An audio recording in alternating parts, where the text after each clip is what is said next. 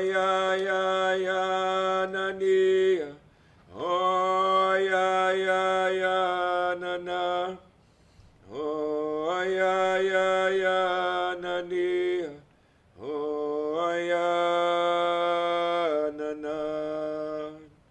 Oh Kristani Sachiani. Wawistu Nawitakriyan. Oh ya ya ya nandi. Oh ya na na. When I grew up, you got to go back into my era. We only had 3 roads. They were gravel. They weren't paved. We still had outhouses. Some homes didn't have electricity or running water. And we all always heard, that we may not have been rich, but man, we never went hungry.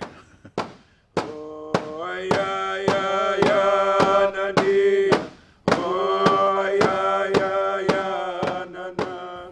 We got to hear stories, from our elders. Sometimes for all day. We got to hang out in the carving shed.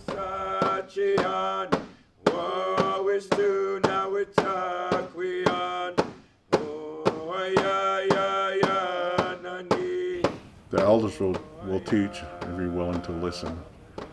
And the best words I heard from my grandfather was, because I asked him, I said, how am I supposed to remember all this? Because I was learning so much from him and from people his age. He was born in 1910. And he said, well, you won't remember everything, but when you need to remember, you will. He taught us right down there at the beach, right at the mouth of the river, how to count the waves. 1 to leave in the ocean, 1 to come back in. And we count the waves 1 through 7, the 7th wave always being the biggest wave. 0 to 3 waves was preferred.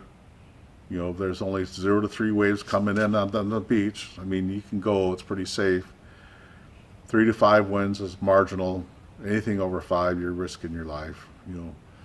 5 and above waves, you don't know what to do. Then when the west wind comes, you better be only 1 mile or 2 miles from shore, and you need to be able to land. You need to be in a safe distance from land to get to shore, because you don't got much time. And that. And then the currents, you had to be 1 mile near shore to go north, 2 miles offshore to go south. If you're not far enough out, you'll never get one way, and if you're too far in, you'll never be able to go the other way. So his navigation of the ocean was really important for him and for my ancestors, our ancestors, to navigate the ocean. And, we're ocean navigating people. There's so many stories, like the canoe itself. You look at these ones, they're painted red on the inside, and that tells you 2 things.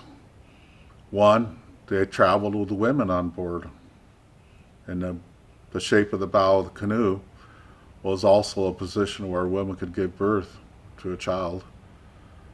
And the red stain in the canoe back in ancient times wasn't so bad when a lady gave birth in the canoe. It didn't change anything. The color of the canoe was the same on the bottom, and the same with war. So it was, if we had to make war in a canoe, the bottom of the canoe would be red too, because blood doesn't change the color of red, it's still red.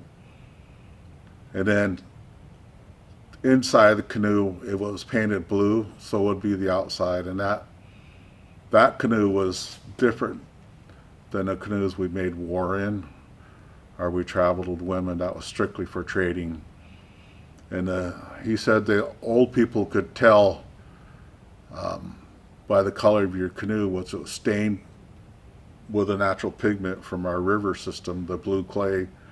They could say, well, that's a Quinault canoe just by looking at the color of the stain that the blue pigment made, and it's here for trade.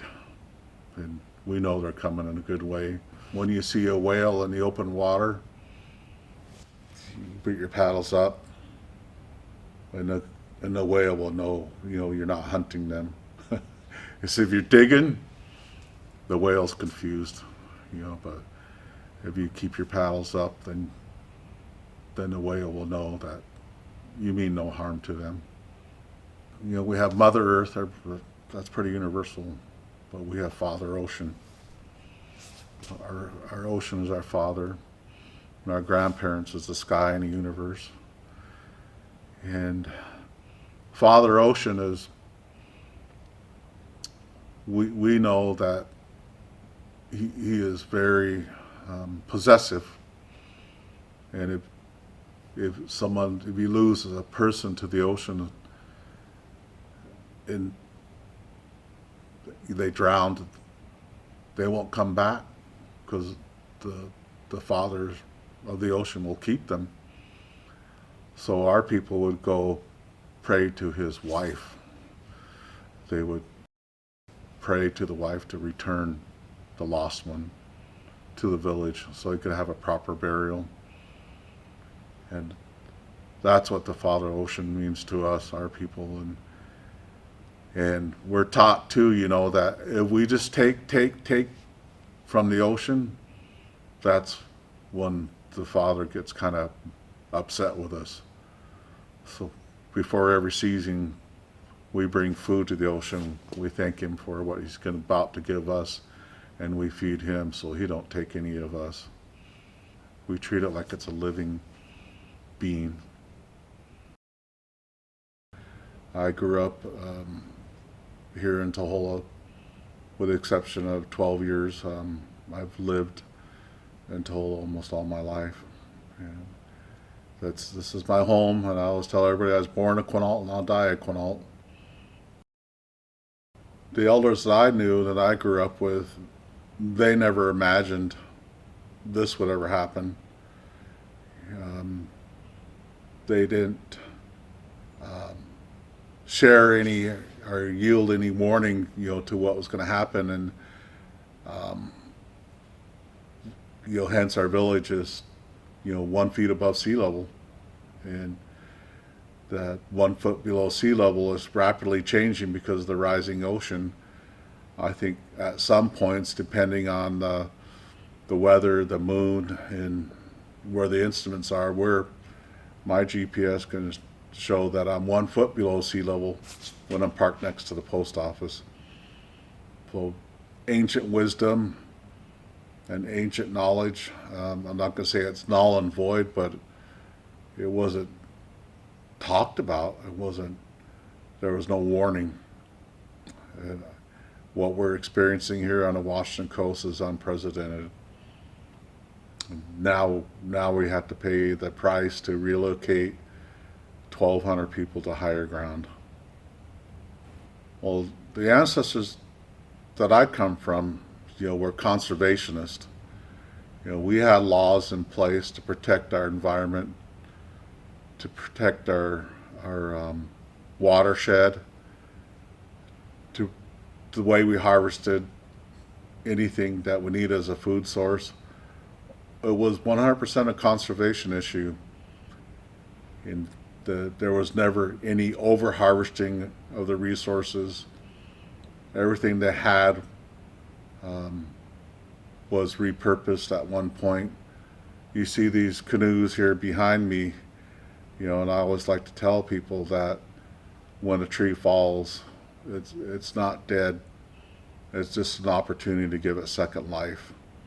And these canoes behind us are evidence that that cedar log that fell down was given a second life, and it was repurposed. It's not dead by any means. So we always had that in our mind, and we never wasted anything that we had. The old cliche is we used everything that we did have. You know, and if we didn't do that, and we probably wouldn't be here. We probably had to leave. If we wasted everything, we would have had to leave. And we have evidence that we've occupied the same area for over 12,000 years. The lake is a very special place. Um, it it has. You always hear the story of the Lady of the Lake. I really think that originated from here. You know, we believe there's a lady in the lake, and her ceremony is done yearly. Um, and she misses us because the settlers took over our lake. They they sunk our floating houses and our dwellings we had next to the shore. They pushed them into the water. They took away our way of life. I listened to my elders quite a bit, and what their wisdom they had. They would talk about how their uncle so and so, before treaty times, had family in California, how they had family up and down the coast, and they said it. We're all related, we're all related, and we just had different people that had preference to how they want to live. But we have relatives everywhere. We fully believe that at one time, we were people that didn't have borders and we didn't have enemies. We just had an understanding, and the understanding was great, great enough to whereas we didn't have to fear our neighbor, and they were welcomed. We were them and they were us. And I really wish we'd get back to those ways. I think that the court decisions, when they put lines and they said the Quinaults fish here, this is where the Quiliots fish, this is where these people live, that's where those people live. That's just all part of the colonialism that's not real to us. It never should have been allowed to happen. My family, what I'm told, I have a family all the way to Hausa and all the way down to California, and our people existed in those areas. We weren't just told we had to live in one spot to be who we are. And it's counterproductive, it's counterintuitive, but it was not designed by us. And how we reverse that to get back to the way we were would be a giant step for all of us to live like our ancestors did. I don't know what's going to happen 20, 30 years after I'm gone, but I'm hoping there's peace, amongst our tribal people. And I think there's enough people in general now, educators, college professors that are teaching now that are starting to understand the indigenous people and what they really meant, and how they lived. And it's more beneficial to the environment. It'd be beneficial to the way if they lived like us, then things would be better, and I feel really bad for the people that have left their countries and lost their identity and culture. But I think they had a real strong culture and identity where they came from. They shouldn't be afraid to find out and re-identify with their culture and tradition. It's there. The door's open for them. And I think if they did that, they would start to see the world in a different way. And I always tell people, before spirituality, everybody's world's kind of black and white. And then once your spiritual eyes are open and you see everything in high definition, and living in a high definition world is a lot better than seeing things in black and white, and history is written in black and white. The court rulings are in black and white. Policies and laws are black and white. But we're people. We should be able to live in full, high definition color with smell, taste, everything. My grandson was murdered at the age of 20, and I don't believe those people would have killed him if they would have known, what blood smells like, what that looks like to die like that. They don't know the pain that we suffered. They just did what they did. And they have to, the whole world needs to stop hating on each other. We need to stop. This just has to stop. The feel of murder and death should never happen.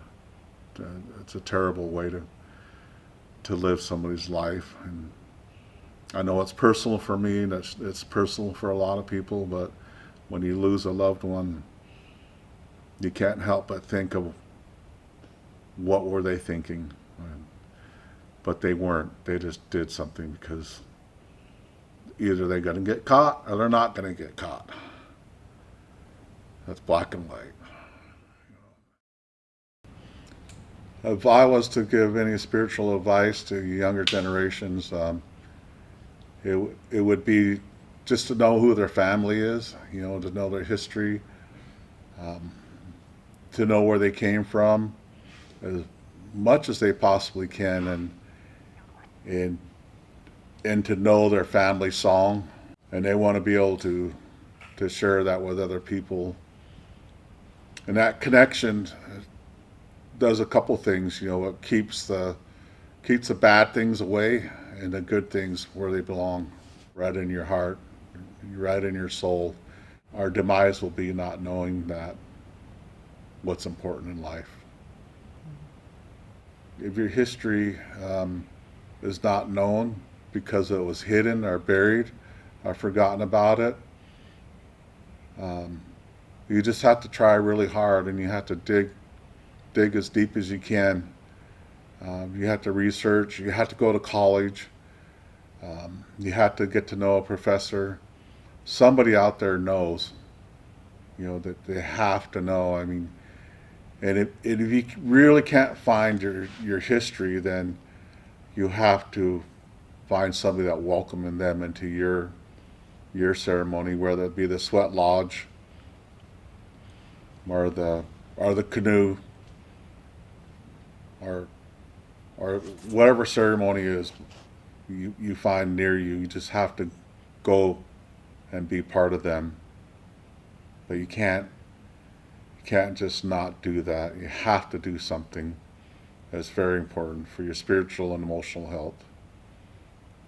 And I can tell you, I had a young man that he was going to take his own life. He held a knife to his throat. And he was a Cherokee member. And I just spoke to him like I'm spoken to you guys now. And I said, think of your ancestors that walked the trail of tears and they survived. And what you're doing to yourself now. What would those people be thinking? What would they be thinking about you right now when they walked hundreds of miles and some of them didn't survive and you got a knife to your throat? So I just talked to him about who he was and how he got to where he was at that point. And he handed me the knife. And I said, in 1 year, I'll return this knife to you. But you have to be in a good way. And 1 year came and gone. And I grabbed the knife and I drove around and I looked for him. And I found him and I gave it back to him. And he started crying and he thanked me. That's a ceremony, that's a modern ceremony. And we have to recognize, those things for who we are and embellish them so people will live. That's how we're going to survive. We're not going to watch each other cut our own throats without recognizing our own history. And we have to help. That's what we're here for. You could send a person to treatment 5 or 6 times and spend $100,000, but you put them on one canoe journey, and it's like a miracle. They don't need drugs, alcohol, anything like that anymore. They're done. All that's indifferent to them. The only thing that they're alive for from that point on is their culture and being a productive citizen. I believe in, the culture. I asked an elder once, I said, when I went out hunting, the night before I went hunting, I kind of, in my own way, I visioned in my mind what kind of animal I wanted to take. It was a spike elk. A spike elk is the most tenderest. And when I went out in the morning, there was 30 elk, and one of them turned and stopped, and he looked at me, and it was a spike elk. So I shot it, and I gave thanks. And the elder says, well, because you didn't do an ancient ceremony. He said, but it was in ceremony. He wasn't praying or drumming or singing, but in your mind, the ceremony that you described to me, the animal people recognized it. And they too went to ceremony, and they circled up around their fire, and they said, that young man's going to come hunting in the morning. Who would be honored amongst us to go home with him to feed his family? And that young spike said, I will.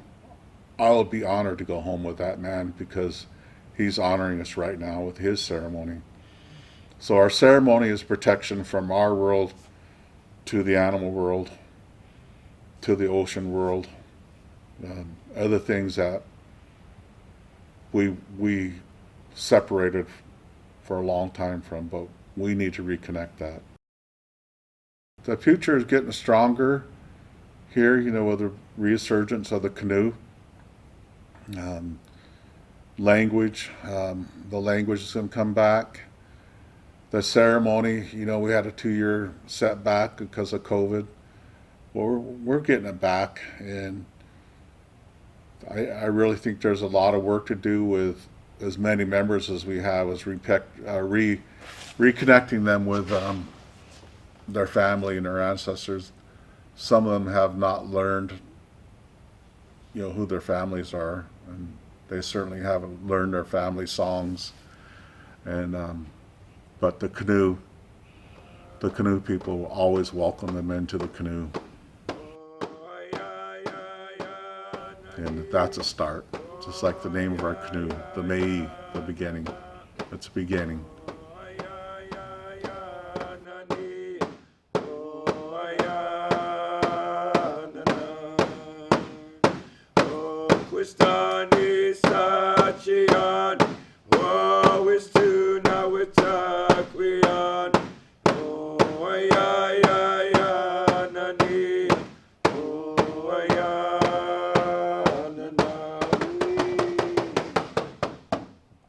Keep it alive.